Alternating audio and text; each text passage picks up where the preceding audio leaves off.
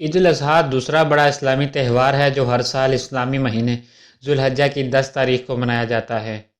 عید الاضحیٰ کے لغوی معنی قربانی کی عید کے ہیں، کیونکہ اس روز حضرت ابراہیم خلیل اللہ کی عظیم قربانی کی یاد تازہ کرنے کے لیے جانور ذبح کیے جاتے ہیں۔ حضرت ابراہیم خلیل اللہ جو اللہ تعالیٰ کے جلیل القدر پیغمبر تھے، انہیں ایک روز خواب میں قربانی کا حکم دیا گیا۔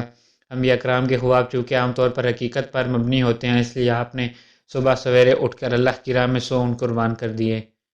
اس دور میں اونٹ مال و دولت میں شمار ہوتے تھے اور بہت ہی قیمتی چیز تصور کیے جاتے تھے۔ دوسری رات پھر قربانی کا حکم ہوا تو آپ نے صبح اٹھ کر پھر 100 اونٹ اللہ کی راہ میں قربان کر دیے، لیکن تیسری رات پھر حکم ہوا کہ اپنی سب سے قیمتی اور پیاری چیز کو اللہ کی راہ میں قربان کر دو۔ حضرت ابراہیم صبح کو کافی غور و خوض کے بعد اس نتیجے پر پہنچے کہ اپنے لخت جگر حضرت اسماعیل سے بڑھ کر مجھے اور کیا چیز پیاری ہو سکتی ہے۔ چنانچہ آپ نے حضرت اسماعیل سے اپنا خواب بیان کیا۔ فرما بردار بیٹے نے فوراً جواب دیا کہ آپ اللہ تعالیٰ کے حکم کی تعمیل میں تاخیر نہ کریں، مجھے آپ اس امتحان میں ثابت قدم پائیں گے۔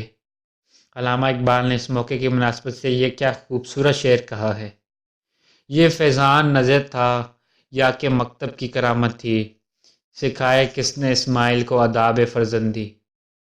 حضرت ابراہیم علیہ السلام بیٹے کو ساتھ لے کر جنگل کی طرف روانہ ہوئے۔ شیطان نے حضرت اسماعیل کے دل میں بہت سے وسوسے ڈالنے کی کوشش کی، لیکن ان کے پاس استقلال میں لغزش نہ آئی پائی، بلکہ انہوں نے اپنے باپ سے عرض کیا کہ ہم دونوں کو اپنی آنکھوں پر پٹیاں باندھ لینی چاہیے تاکہ شفقت پدری اس فریضے کی ادائیگی میں حائل نہ ہونے پائے۔ حضرت ابراہیم علیہ السلام نے ایسا ہی کیا، لیکن اللہ تعالیٰ کو اپنے پیارے پیغمبر کا صرف امتحان مقصود تھا۔ اللہ تعالیٰ کے حکم سے فرشتے نے حضرت اسماعیل کی جگہ ایک دمبا پہنچا دیا اور حضرت اسماعیل کا بال بھی بیکار نہ ہونے پایا۔ یہ واقعہ اللہ تعالیٰ کی اطاعت و فرما برداری کا ایک ایسا منظر پیش کرتا ہے کہ جس کی تاریخ مثال تاریخ عالم پیش کرنے سے قاصر ہے۔ یہی وجہ ہے کہ اس عظیم قربانی کی یاد تازہ کرنے کے لیے عید الاضحیٰ کے موقع پر قربانی دینا مسلمانوں کے لیے سنت ابراہیمی قرار دیا گیا۔ اسی لیے اس عید کو عید قربان بھی کہا جاتا ہے۔ اللہ تعالیٰ کو حضرت ابراہیم اور اسماعیل علیہ السلام کی یہ ادا اس قدر پسند آئی کہ اس عمل کو ہر سال دہرانے کا حکم دیا۔ چنانچہ عید سے ایک روز پہلے مکہ مکرمہ میں حج کے لیے تمام دنیا بھر سے آئے ہوئے فرزندان توحید حج کے بعد جانوروں کی قربانی دیتے ہیں، اور ان کی پیروی میں ہر صاحب استطاعت مسلمان گائے، بیل، اونٹ اور بکرے دمبے کی قربانی کرتا ہے اور قربانی دیتا ہے۔ اسلامی شریعت کی روح سے سب سے افضل قربانی دمبے کی ہے۔ بکرے، اونٹ، گائے، بیل وغیرہ کی قربانی بھی جائز ہے۔ اونٹ، گائے اور بیل کی قربانی 7 افراد مل کر سکتے ہیں۔ قربانی کی یہ تقریب 12 ذوالحجہ تک جاری رہتی ہے۔ حکم ہے کہ قربانی کے گوشت کے 3 حصے برابر کے کیے جائیں، ایک حصہ اپنے لیے، دوسرا رشتہ داروں کے لیے اور تیسرا حصہ مساکین کے لیے ہوتا ہے۔ اس طرح غریب سے غریب شخص بھی قربانی کے گوشت سے محروم نہیں رہتا اور سب لوگ عید کی خوشیوں میں شریک ہوتے ہیں۔ اس عمل سے حقوق اللہ اور حقوق العباد دونوں کی تکمیل ہو جاتی ہے۔ در حقیقت قربانی کی اصل روح تقویٰ ہے۔ اللہ تعالیٰ کا ارشاد ہے: اللہ تعالیٰ کو ان جانوروں کا گوشت اور خون ہرگز نہیں پہنچتا، بلکہ اس کو تمہاری جانب سے تمہارا تقویٰ پہنچتا ہے۔ عید الاضحیٰ کے روز لوگ صبح صبح غسل کر کے عیدگاہ میں جانے کی تیاریوں میں مصروف ہو جاتے ہیں۔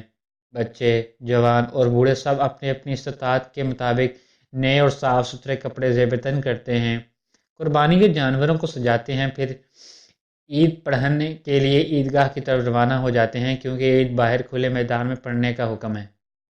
عیدگاہ کا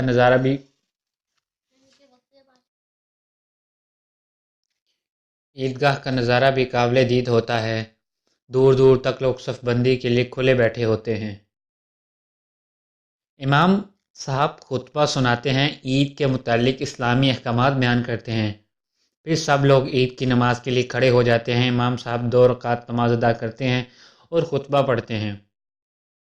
خطبے کے بعد لوگ اپنے دوست احباب سے عید ملتے ہیں اور پھر جلدی جلدی گھروں کا رخ کرتے ہیں تاکہ جانوروں کی قربانی دی جائے۔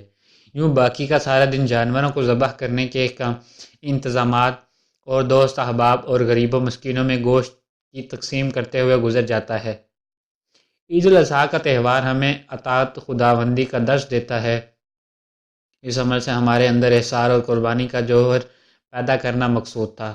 قربانی کے گوشت کو عزیزوں، رشتہ داروں اور غریب مسکینوں میں تقسیم کرنے سے خدا کی خوشنودی کے علاوہ ضرورت مندوں اور عزیزوں کے حقوق کا احساس ہوتا ہے، اور یوں حقوق اللہ کے ساتھ ساتھ حقوق العباد کی بھی تکمیل ہوتی ہے۔ لیکن افسوس کا مقام ہے کہ آج ہم قربانی کے اصل مقصد اور اس کی اصل روح کو فراموش کر چکے ہیں۔ ہمارے اس عمل میں جو خالصتاً اللہ کی رضا اور خوشنودی کے لیے ہونا چاہیے، خلوص کے بجائے دکھاوا اور نمائش آ گئی ہے۔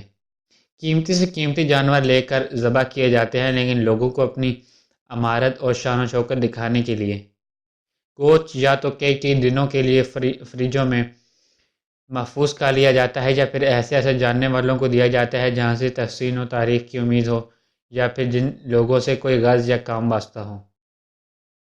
گویا قربانی صرف اور صرف نمائش بن کر رہ گئی ہے، حالانکہ عید الاضحیٰ پر قربانی کا مقصد اللہ تعالیٰ کی خوشنودی کے علاوہ دلوں میں ایک دوسرے کے لیے خلوص اور قربانی کا جذبہ پیدا کرنا ہے، وہ بھی وقتی طور پر نہیں بلکہ سال کے باقی حصے میں بھی اسی قربانی، احسار اور خلوص کا مظاہرہ ہونا چاہیے۔